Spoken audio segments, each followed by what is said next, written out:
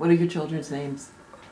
Calvin, Winona, Evelyn, Cheryl, Madeline, Bobby, Barton, Russell is dead, Andy, Carol, and Jeannie. And you gave birth to all these children?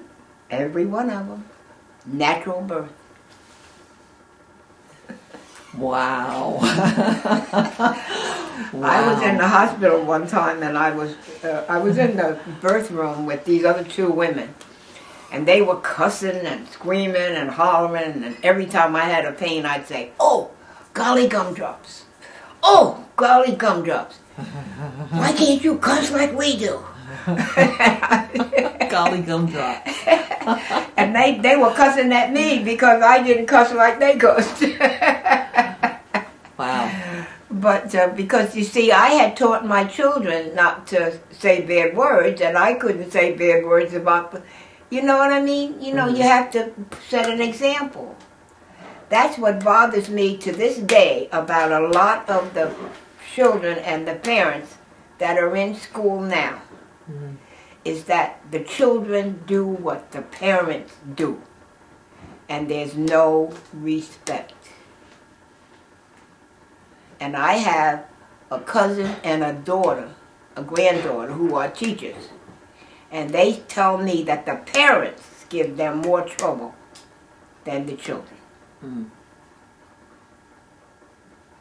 How did you manage to model such behavior for your kids? Because parenting is like one of the most difficult jobs in the world. It was. I know, to this day, I'm finding out that they did a lot of things I didn't know about. But the thing is, if I came home and there was something not right, and I would say, "Who did it?" and nobody would tell me, everybody got punished. Everybody. Because I say, "Okay, I'll get one of you." But that's the way they did. And now I'm finding out that, oh, mom didn't know this, but we did such and such, you know. Well, one day I came home from work, and one of my plants was tied together with a handkerchief, you know. I said, okay, they've been messing around, you know, and so nobody said anything. But here I am screaming at them, you know, yelling at them. So the next time I came home, it was, and I said, "What's the matter?" I went to the doctor because I thought I was going deaf.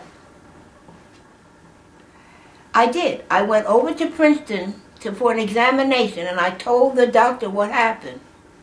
And he said, they were kidding you. He said, "What do you do?" And I said, "Well, when I come home from work, I probably scolded them." He said, "That's why they got back at you." Oh my goodness. They made me think. Oh my goodness. They made me think that I was losing my hearing. All of them work together at this? They all work together. Here's another example that I taught them all to work together. They were coming home on the school bus, and this woman driver, and I had said to them, I said, "Look now, you stick together, you know." And we had a comedian in the family. He lives in the Poconos. His name is Barton. And evidently the children were making a lot of noise on the bus, and she asked them to be quiet. And she said, "The first person that makes a peep has to get off the bus." And Barton went, "Peep!" She stopped the bus, and all of them got off the bus. They all got off the bus, all my children. They had to walk home. But they joined hands and walked home in front of the bus. When they came around the corner, the bus driver was crying. And when I came out of the door, because I would always meet them when they came out of the, bus, and when I saw what it was, I started laughing like crazy. And my husband said, "Why are you laughing?" I said, "Honey, They did exactly what I told them to do. Stick together. Seems like you raised a clever, resilient, and resourceful. They stuck together group of kids. That's got to make you proud.